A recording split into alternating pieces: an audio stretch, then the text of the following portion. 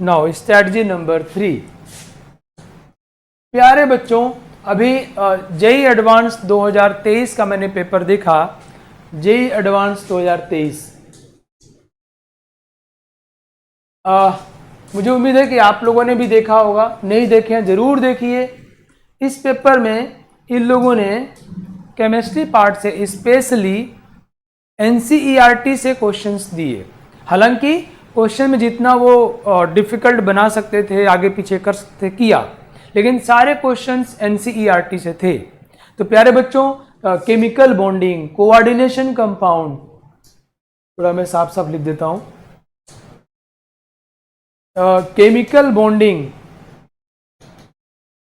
Coordination compound, है ना, coordination compound, या ब्लॉक्स के जो केमिस्ट्री है, सीधे सीधे आपको नंबर देने वाले हैं। स्कोरिंग है। कैसे याद करूं मैं फिर बोलूंगा। इनमें पीवाईक्यू देखिए आप, जितने सवाल आज तक पूछे गए हैं उनको देख लीजिए आप, वही पूछे जाएंगे।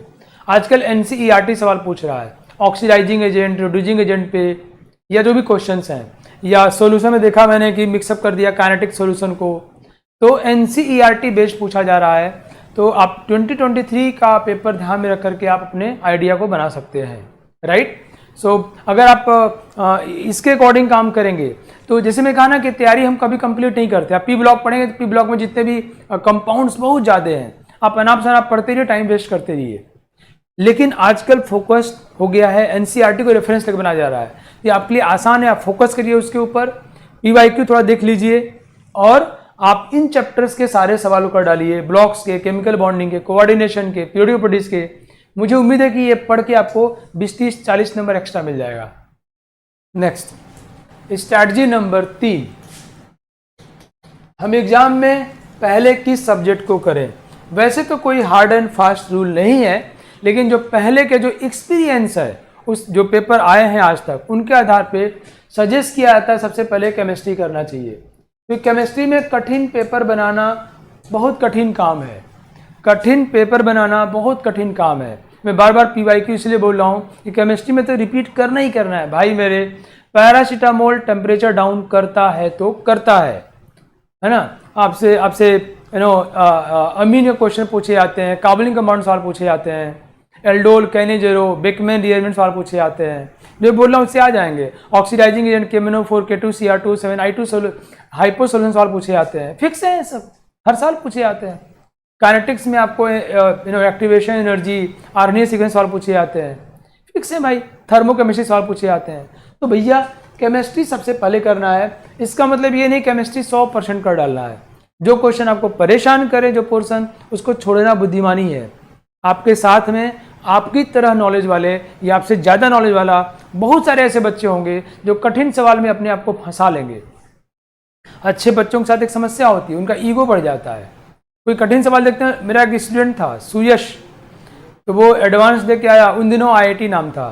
तो कहा सर जानते हैं प्रोबेबिलिटी में क्वेश्चन था जो कोई नहीं किया होगा, मैंने कर लिया। उनके वाह, उनके बाकी सब कैसे पूरा टाइम उसी में खा गए ना, तो बाकी खराब हो गया, वो IIT में फेल हो गया। जो अच्छे बच्चे होते हैं उनके साथ एक ईगो प्रॉब्लम, उनका ईगो क्लैश मतलब हर्ट कर जाता है। तो इसलिए वो कठिन सवाल में उलझ जाते हैं, टाइम वेस्ट कर देते हैं अपना। तो आप चालाक बनो। आप समझना ये कठिन सवाल है, बहुत सारे बच्चा लोग टाइम वेस्ट कर रहा होगा। मैं छोड़ दिया, मैं आसान पे टूट पड़ा, मैं उससे ज़्यादा स्कोर करने वाला हूँ। मैं कई लोगों को ये छोड़ चुका हूँ। ऐसा नहीं कि आप भी इमोशनल हो गए, कोई सवाल पर अटक गए, वो टाइम किल कर रहा है, उसको और टाइम दे चले गए और आपने अपना नुकसान कर लिया, कॉन्फिडेंस डाउन कर लिया। सबसे पहले केमिस्ट्री करना है। फिजिक्स और मैथ में आजकल मैथ्स थोड़ा डिफिकल्ट साइड आ रहा है। तब मैथ्स को वैसे तो मेरे अकॉर्डिंग बाद में ही करना चाहिए, लेकिन कुछ बच्चों का मैथ्स ज़्यादा अच्छा होता है। ऐसी कंडीशन में मैथ्स के जो इजी पोर्शन है, ये सिर्फ वो बच्चे जिनको मैथ्स में भारी इंटरेस्ट हो, नहीं तो केमिस्ट्री के बाद फिजिक्स से ही करना चाहिए पहले। आजकल फिजिक्स थोड़ा प्रिडिक्टेबल है, आसान है, मैथ्स को थोड़ा डिफिकल्ट साइड ले गए हैं, तो आप मैथ्स को बाद में कर सकते हैं। लेकिन जिस बच्चे को मैथ्स थोड़ा ज़्यादा आता हो, कॉन्फिडेंस ज़्यादा हो, तो उसमें भी बहुत इमोशनल ना हो करके जो आसान आपको लगते हो पोर्शन, जो आसान क्वेश्चंस आए हों उनको करिए, फिर फिजिक्स में स्विच कर जाइए। ध्यान रखिए हर विषय में कुछ इजी क्वेश्चंस जरूर होते हैं। सपोज आपने मैथ से पूरा टाइम दे दिया या केमिस्ट्री कठिन वाले में टाइम दे दिया और आपके फिजिक्स में आसान वाले बच गए, बहुत दुख होगा। हर एक नंबर बहुत कीमती है बच्चों, हर एक नंबर आईआईटी में आपका ब्रांच इंप्रूव कर रहा होगा या आपको अच्छी आईआईटी में भेज रहा होगा। एक एक नंबर बहुत कीमती है, राइट। सो पहले केमिस्ट्री करना चाहिए, सभी लोग सजेस्ट करते हैं, मैं भी ये सजेस्ट करता हूँ। अभी तक के इतिहास में केमिस्ट्री हमेशा स्कोरिंग ज़्यादा रहा है, आसान रहा है, लेकिन फिर फिजिक्स मैथ्स में फिजिक्स करना चाहिए। आजकल का जो ट्रेंड चल रहा है मैथ्स थोड़ा डिफिकल्ट साइड है, स्टिल अगर आपका मैथ्स में इंटरेस्ट फॉलो कर सकते हैं।